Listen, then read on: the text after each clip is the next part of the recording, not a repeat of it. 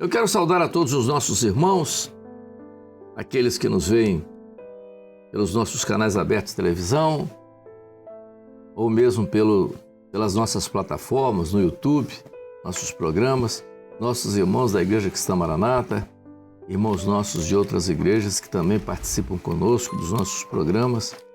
A todos a paz do Senhor.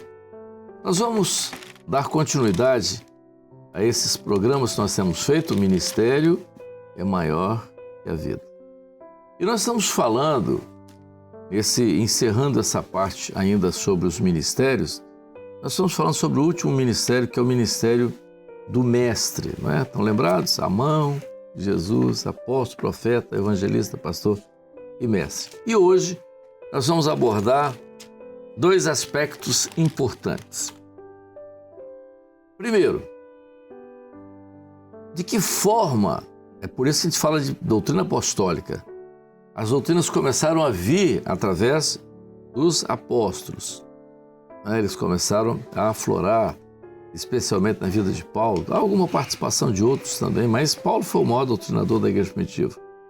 Nós vamos começar hoje, nós estamos aqui novamente com Francisco Damiani. Francisco, Pai do Senhor. Pai do Senhor, meus irmãos. Guilherme. Pai do Senhor. E hoje vamos começar com você, Guilherme. Guilherme, a doutrina, ela veio. Como é que você começa a discorrer sobre isso? O que a palavra nos fala sobre esse aspecto, né? Especialmente na experiência de Paulo? Nós falamos até um pouquinho no último programa sobre a questão da revelação que Paulo tem do Espírito Santo acerca da ceia do Senhor.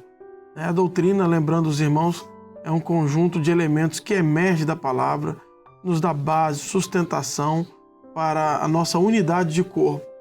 E o interessante dentro disso é a experiência que Paulo teve, né? Ele diz assim, porque eu recebi do Senhor o que também vos ensinei.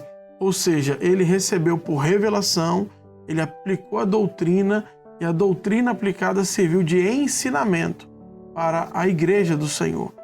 Então, isso está bem claro. O senhor até falou um pouco acerca daquele que não discerne o corpo, que come e bebe, ou seja, que participa da ceia, que é um ato para anunciar a volta do Senhor Jesus, e a pessoa não discerne e toma para sua própria condenação. E isso é aquilo que nos traz o entendimento da questão da doutrina. Você quer ver uma coisa, Guilherme? Você também que é da área da saúde.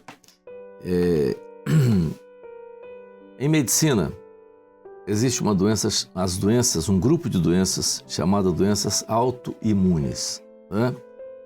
Como o nome diz, auto é você próprio, imunes.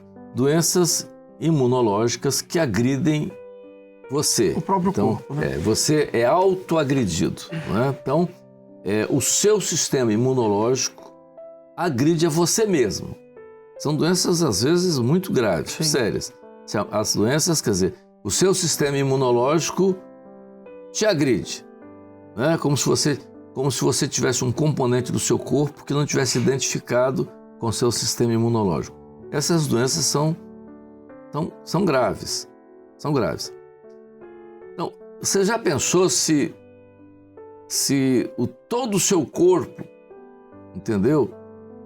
Não discernisse isso, quer dizer, não está entendendo que aquela parte, todo o seu corpo tivesse, não reconheço o rim como, então tivesse toda uma reação autoimune contra o rim, por exemplo. Existem, são doenças gravíssimas, entendeu? Então, o que acontece? São doenças graves. Então, a advertência doutrinária ali, porque Paulo está fazendo uma analogia, né? Ele está usando o corpo humano como uma figura, claro, né?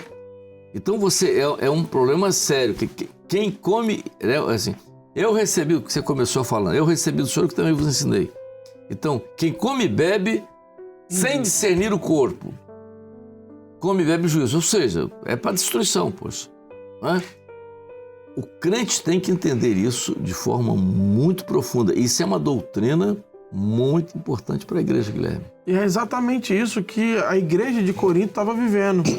Porque eles não tinham discernido a importância de ceiar com o Senhor. Então Paulo usa um problema que surgiu e aquilo que o Senhor revela a ele acerca da dimensão e da proporção que era este ato de ceiar com o Senhor, porque isso é algo oriundo no corpo que o crente que se isola não participa. Porque a ceia do Senhor é quando você está reunido, congregando junto. Claro, corpo. É corpo. União.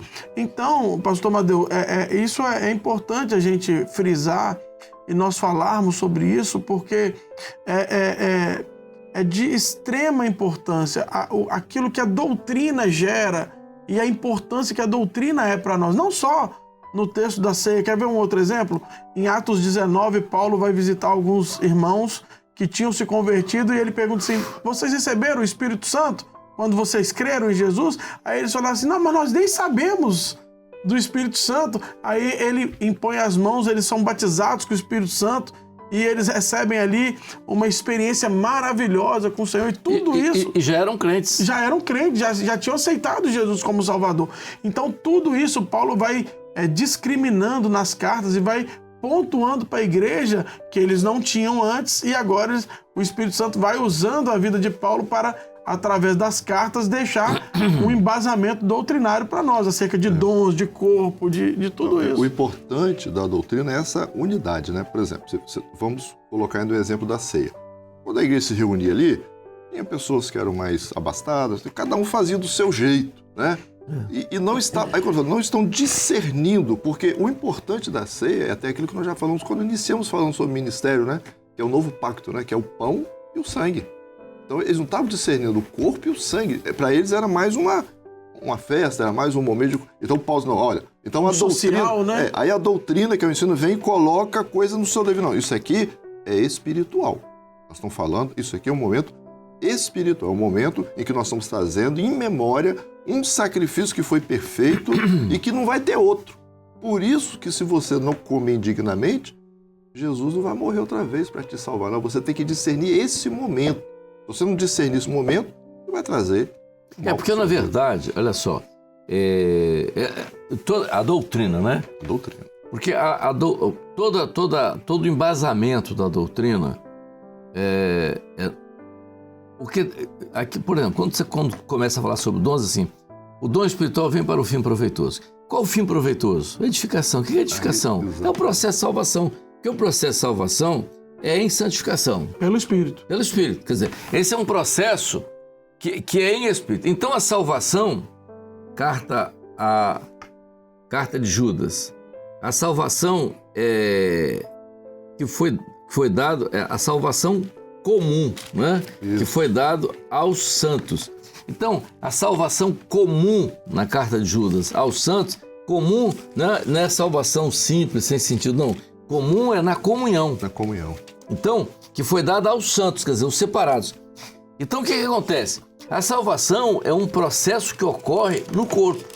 Judas, verso 3, diz assim: amados, procurando eu escrever-vos com toda diligência acerca da comum salvação, tive por necessidade escrever-vos e exortar-vos a batalhar pela fé que uma vez foi dada aos santos. Então veja só, olha só. Então a salvação, ela é na comunhão. Então aí, olha o ponto doutrinário importante. Eu não posso considerar... vamos usar uma expressão que está muito comum hoje nas redes sociais, nas mídias e tudo mais, os chamados desigrejados. Tá? Aquilo que no meu tempo, por exemplo, no meu tempo de jovem, chamava católico praticante e católico não praticante. O camarada era católico. Qual a sua religião? Sou católico, mas nunca foi à igreja, pô. Nunca passou na porta da igreja. Não era praticante. Não ia à missa, não ia nada. Então, chamado católico praticante e o católico não praticante. Agora tem os chamados evangélicos, que são praticantes, os desigrejados, que não pertencem à igreja nenhuma. Tá, muito bem. A Bíblia diz que quem se isola peca. Bom, então o desigrejado já está fora da palavra. Segundo, se a salvação ela é no corpo, então o que acontece? Se eu tenho um dom espiritual com você, numa dificuldade na sua vida, o dom que eu tenho a seu respeito ele te corrige. Essa correção do Espírito Santo tem um objetivo. Qual o objetivo? Manter você salvo. Salvação. Entendeu? Então, isso é doutrina. Se não há isso, sem profecia o povo se corrompe, né? Então, se não há isso, não há uma linha segura para isso, né? Então, isso é importante se observar. Porque você estava falando, eu até te interrompi, Francisco, é que a importância no nosso meio, por exemplo, e o que nos trouxe até aqui, na vida dos pastores, é a unidade da doutrina. Essa unidade da doutrina, que você já falou, é muito importante para os ministérios também, né? Porque cabe a eles, né? Eles tomam conta do rebanho. Então, o ministério hoje, o nosso ministério, e nós, como igreja, chegamos até aqui, alcançamos o que temos por causa dessa unidade. É claro que são pessoas diferentes, cada um às vezes pode pensar uma coisa, pode pensar outra, mas o ensino, ou seja, aquilo que emerge da palavra, aquilo que vem do Espírito, essa unidade ela não pode ser rompida sob hipótese nenhuma, porque é isso que nos fortalece, é isso que nos faz caminhar, é isso que nos faz avançar, é isso que muitos perderam. Nós vimos ontem uma live, onde que estávamos ali como pastores, alguns grupos europeus, grupos asiáticos, quando veem essa unidade, quando veem... Você quer ver uma coisa que me fascina? Uma vez uma pessoa me perguntou, você é pastor, mas você faz seminário. O seminário, não, o nosso seminário é o mesmo ensino, é a mesma unidade, né? Não tem diferença. Você pega hoje uma escola bíblica, Amadeu também é mais antigo igual a meu, eu lembro que antigamente a gente, para preparar uma escola bíblica, eu ficava o dia de sábado sem dormir, para no outro dia ter... Hoje você tem essa unidade da doutrina em todos os lugares, essa bênção que chega até nós. E é isso que edifica o corpo, é isso que dá vida ao corpo, é isso que traz essa beleza do corpo. As perguntas que as pessoas fazem, né? Os pastores estão fazendo e tal. E a EBD sem Gedeuti? Realmente a EBD sem Gedeuti faz uma falta incrível. Mas olha, e tal, claro, tudo bem, Gedeuti é muito especial. Mas é claro que o legado que já existe, nós temos que trabalhar, há muita coisa, claro, há muita terra para possuir, mas há um legado deixado, quer dizer, há uma base legado. Ninguém vai ter nada diferente disso. Ninguém, não vai surgir nenhuma doutrina diferente. Pode acontecer de que a doutrina que existe, ela seja aperfeiçoada no nosso entendimento, o que já existe, como o Senhor revelou lá há alguns anos atrás. Agora, nada vai ser diferente daquilo que é o clamor pelo sangue de Jesus, o que é a palavra, o que é a doutrina de corpo. Que isso tudo... Agora, nós vamos em um entendimento. Quer ver uma coisa muito interessante? Esses dias eu estava meditando, é um assunto novo, vou trazer aqui em primeira mão para vocês. Sobre o corpo, que é uma coisa que eu sempre estudei, né? Assim, na palavra, sempre procurei. Os primeiros assuntos quem deu fui eu e tal. Claro que o Gedeuti participou muito. Mas você quer ver uma coisa? Quando você vai no médico, né? Hoje existe vários exames, aquela coisa toda. Existe hoje uma parafernália hoje de exames complementares. Mas a primeira bateria de exames que o médico pede é de sangue. Entendeu? E o sangue, ele te diz um monte de coisa. Tem muitos indicativos, entendeu? Né? Então se você pega nas especialidades, você pega em gastroenterologia, você tem gastroenterologia, sim, você tem exames de sangue hoje que pode dar várias informações suas dentro da gastroenterologia. Por exemplo, doenças do fígado hoje, os marcadores virais hoje, entendeu? Hoje o camarada chega no hospital com um problema cardíaco que existe. Veja, quer dizer, vamos dizer assim uma expressão, né? O sangue fala muita coisa. Na vida da igreja, a igreja é um corpo, mas o sangue que circula dentro desse corpo é o Espírito Santo. Se você tentar examinar aquilo que o Espírito Santo tem para informar do que está acontecendo no corpo, ele vai informar. Ele te dá todas as informações. Entendeu? essa linha que Paulo usa, essa metáfora do corpo humano, comparando o corpo com a igreja, o sangue com o Espírito Santo, o Espírito Santo te dá toda a informação. Você vai a ele, o que está acontecendo dentro da igreja? Vou examinar aqui e o Espírito Santo vai te dar todas as informações. Maravilha. Entendeu? Todas as informações. Está com isso, está com infecção, está com sei lá, toda a informação. Então veja só. Então, essa doutrina, Guilherme e Francisco, ela é fundamental. Agora, você diz assim, isso você, há 50 anos atrás, se alcançou isso? Não.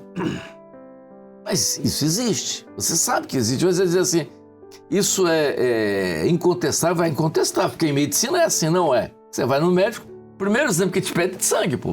Ele pode pedir outros exames, pode pedir uma outra prova, uma prova de função cardíaca, lá você vai fazer um teste ergométrico, alguma coisa, você vai fazer os exames de imagem, tá tudo certo. Mas o primeiro é o exame de sangue. E no exame de sangue você pode ter muita informação. Uma série de informação. Então veja, na vida da igreja, isso, quer dizer, você já imaginou um médico sem essas informações? Como é que ele podia fechar um diagnóstico? Então é o seguinte, por isso se chama de exames complementares. A operação do Espírito Santo na vida da igreja é uma ajuda espetacular da vida do pastor com o ministério. Isso é doutrina. E nós temos que levar as igrejas a entenderem isso, Guilherme e Francisco. Interessante o que você está falando, porque a gente vive isso. Às vezes você está numa reunião de grupo de intercessão, o senhor dá um dom, dá uma revelação, fala alguma coisa que você nem... Aí você vai ver e lá estava o problema mesmo. É o Espírito Santo, é o sangue. Você quer ver uma coisa muito interessante, né? Quer dizer, a informação, né? Quer dizer, a operação do Espírito Santo e isso é doutrina. Então, o que acontece quando vocês se reúnem, né? Isso é doutrina, né? É o culto profético nosso. O que acontece quando vocês se reúnem? Eu assumi uma igreja recentemente, fiquei um período lá. Primeira reunião de grupo de intercessão, aquela coisa toda, e o senhor deu uma visão. Uma flauta quebrada. Mas nós vamos interceder pelos instrumentistas e pelo grupo de louvor. Eu digo, olha, tá tudo certo. Vamos fazer o seguinte. Vamos orar, mas tudo bem. Nós vamos colocar esse assunto toda essa semana, até a próxima reunião do grupo, colocar esse assunto para saber, senhor, o que é essa flauta quebrada? Que é uma informação que o Espírito Santo está dando no corpo. Quer dizer, o sangue está te dando um sinal. É um marcador ali. Né? É um sinal. Tem uma coisa errada. Né? E a coisa errada está onde? É uma infecção? É um problema assim e tal? Não. Está dizendo que é um problema no louvor. Quando eu examino aquilo aí, o Espírito Santo está me dando, no exame ali, eu estou reunindo, então o Senhor está me dando uma informação sobre uma parte da igreja. Louvor. Tudo bem. Vamos pesquisar mais, vamos ver onde que está esse problema. Não, você fez um exame de sangue, tá, os leucócitos estão 20 mil leucócitos, tem um quadro infeccioso, mas aonde está a infecção? Qual o lugar, né? Qual o lugar? A pneumonia? Como é que está? Tem sinais disso? A infecção urinária, aquela coisa? Então, nós fizemos isso uma semana. Na outra semana, estava no culto, e o irmão disse assim, aquela irmã está numa dificuldade, ela é do grupo de louvor. A irmã estava numa grande dificuldade espiritual, havia se separado do marido, alguma coisa e tal, e estava ali e tal, vivendo uma situação difícil, quer dizer, ela precisava consertar aquilo ali. Então eu chamo, irmã, olha só, então mostrou isso aqui, tem que acertar isso aqui, tem que consertar isso aqui. Quer dizer, uma informação que foi dada. Isso é doutrina, poxa. Isso você não alcança isso academicamente, né? Não aprendendo a trabalhar com a igreja. Pastor, mas é interessante isso que o senhor está dizendo, porque geralmente quando você assume uma igreja, você é direcionado pelo Senhor para assumir uma igreja, as primeiras coisas que se observam são esses pontos doutrinários. É culto profético, é grupo de intercessão, é os dons. Quando você começa a colocar tudo isso em ordem, grupo de intercessão reúne, você vê o culto das servas funcionando, você vê a madrugada, aquele grupinho fiel buscando ao Senhor, os dons se cumprindo no meio da igreja. A igreja, ela... Mas, pois é, Guilherme, toda avaliação, né, Francisco, Tem que ter é doutrinária. doutrinária. Você está entendendo? E vem através do sangue, que é o Espírito Santo.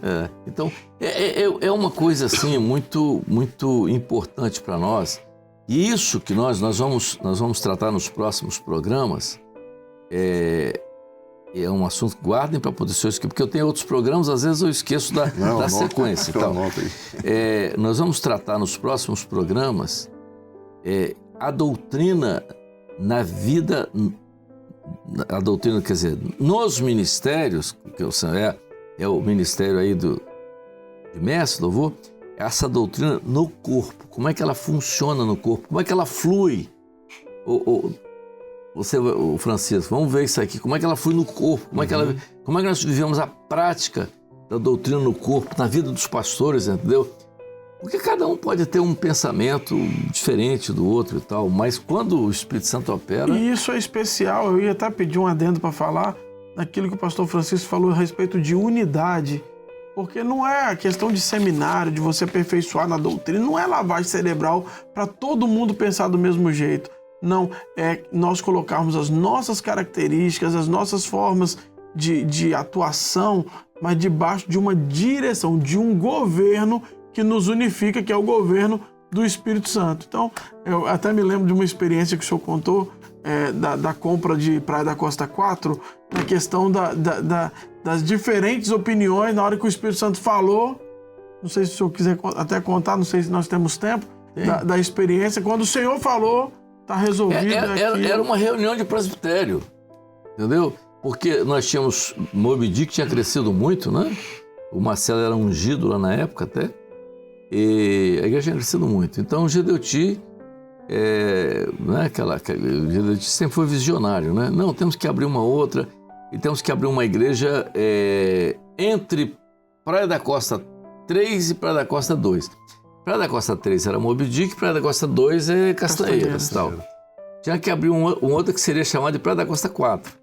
A ideia de Gedeuti era comprar uma casa ali perto do Valão, já tinha visto até a casa, e fazer uma adaptação, levar um grupinho para lá, de umas 100 pessoas e tal, para esvaziar Moby Dick.